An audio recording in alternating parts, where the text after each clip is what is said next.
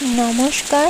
আজকে সকাল থেকেই খুব বৃষ্টি হচ্ছে বাইরে, তাই আজকে আমরা মুড়ি খাওয়ার সেরকম কিছু বানাইনি, একটু ম্যাগি বানালাম। আর এদিকে আমি সোয়াবিনটাকে জলে ভিজিয়ে রেখে দিয়েছিলাম কিছুক্ষণ, তারপর সেটা ব্লেন্ড করে নিলাম।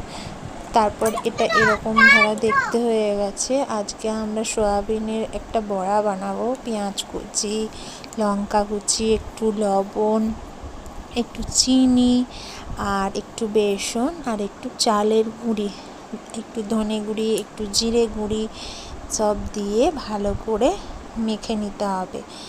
দিয়ে সেটাকে আমরা অল্প চিপচিপে করে একটু জল দিয়ে হালকা করে মেখে নিয়ে এরকম ধারা বড়া টাইপের করে নেব। আজকে লাঞ্চের জন্য এই বড়া ভাজাটাই স্পেশাল থাকবে। আর হচ্ছে মাছের ঝোল বানিয়েছি সব রকম সবজি দিয়ে।